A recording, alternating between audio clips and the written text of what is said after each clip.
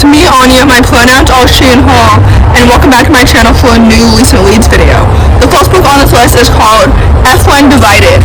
This book is a middle-aged contemporary following a young boy whose life takes a turn after his mother gets deported. This book is so good, and I really enjoyed it. First of all, the story was so emotional, and it was absolutely so excellent. Second of all, the characters were so well developed and so distinct. Third of all, the plot was so intriguing and so thrilling. The ending was also unexpected, but like in a good way, if that makes any sense. This book was so good. The family relationships were so lovely and it was so wonderful. I really enjoyed it because I was so emotionally connected and emotionally invested to the events and to the characters, and we love to see it. Because sometimes I'm emotionally invested to the events but not necessarily the characters too. But in this instance, I was emotionally connected to both.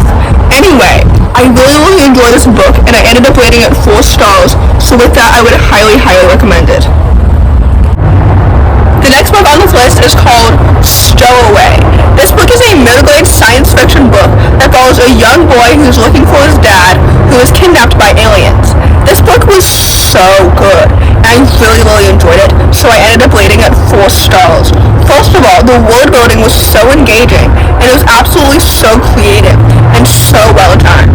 I've never really believed in aliens before, but this book made me believe in them so much more because the author really made all the elements of the world come to life so well. The characters were so well developed and so distinct. The plot was so thrilling and absolutely so engaging. This book was absolutely so awesome, and I'm so excited to read the sequel, which I believe comes out in August, if I'm not mistaken. I think it's called Homebound, or something like that. I don't know. Anyway, this book was so awesome, and it's so well done, because it was so creative and engaging and absolutely so thrilling, and I really enjoyed it, and like I mentioned, I rated it 4 stars, so with that I would highly recommend it.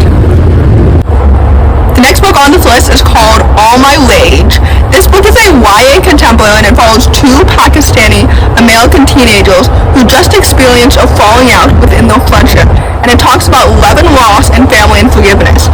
I really enjoyed this book and I ended up rating it 4 stars, but if I'm being honest with you, I didn't completely fall in love with it the way that everybody else did. Like everybody on Goodreads and on BookTube and on Twitter and everywhere else talks about how this book is so like heartbreaking and heart-aching, and it makes them sob from page 50 to the end and blah blah. But for me, I didn't really feel all of those emotions.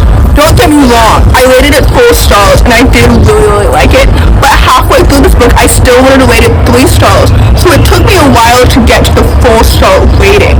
Like the characters are well developed and distinct, the writing is very pretty and it's very lyrical, the plot is intriguing and thrilling, and I like the friendship between the 2 main characters, and I like all the different like distinct family relationships.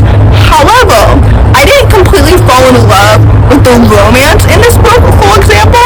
Like I didn't really care for it that much. I knew where it was headed from the very beginning, but I didn't really care for it at all. So that's one of the elements that I didn't completely fall in love with. So anyway, with that said, I rated this book 4 stars. I definitely agree with the hype, but I don't completely agree with it because I didn't rate this book 5 stars like everybody else did. But anyway, I do highly recommend it. The next book on this list is called 1,000 Steps into Night. This book is a YA Asian-inspired fantasy, and it follows a young girl who's going on a quest to reverse her fate since she's turning into a demon, and she would really rather not. Honestly, if you didn't know, this book is one of my most anticipated 2022 new releases, and it's also one of my biggest disappointments. I set my expectations way too high with this book, if I'm being honest with you. I had really high expectations because Traci Chee is one of my favorite authors, so I thought that I would rate this book 5 stars. So honestly, I was really disappointed when I rated it 3 stars. So anyway, with that said, the world building was intriguing and it was engaging in the beginning. Like the writing is still very meticulous as I expected it to be. But the world building became way too convoluted, like almost halfway through the book, and then something happened halfway through this book as well that I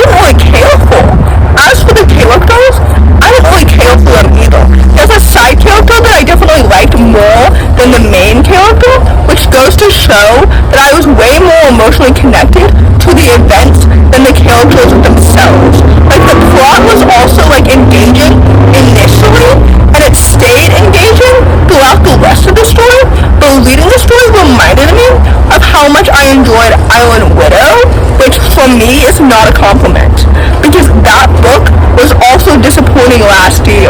Anyway, the point is, I rated this book 3 stars because it was really disappointing, and I definitely didn't enjoy this book as much as I was really expecting to, because I wasn't that emotionally connected to the characters, much as the events, but I kept hoping that this book would get better, which is why I didn't DNF it, and I really should have, the moment that my interest waned. You know what I mean? So anyway, with that said, I rated this book 3 stars, and it completely flopped for me. So with that, I definitely don't recommend it. The last book on this list is called Gallant.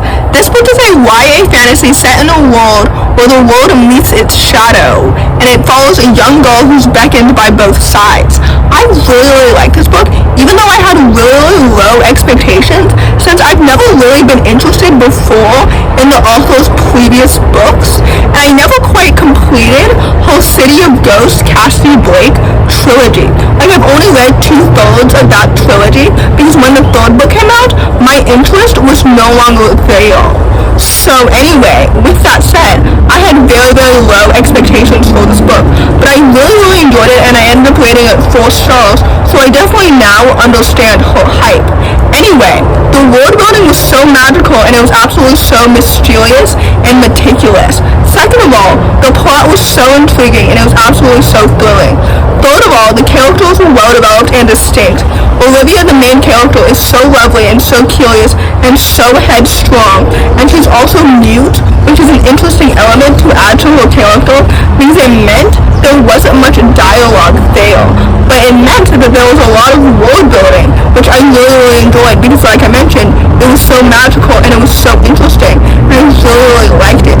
This book is so good, and honestly, I'm glad that it's a standalone, because we love to see it. There needs to be more fantasy standalones.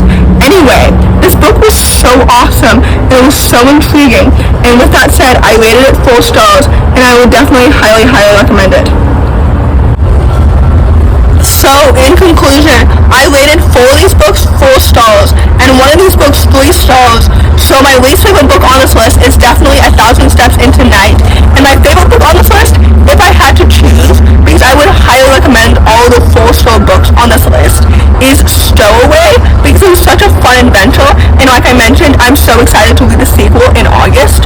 So anyway, with that said, if you enjoyed this video, please don't hesitate to give it a big thumbs up. Comment down below the sunflower emoji if you made it all the way to the end of the video. Thanks for watching. Subscribe to my channel if you're new.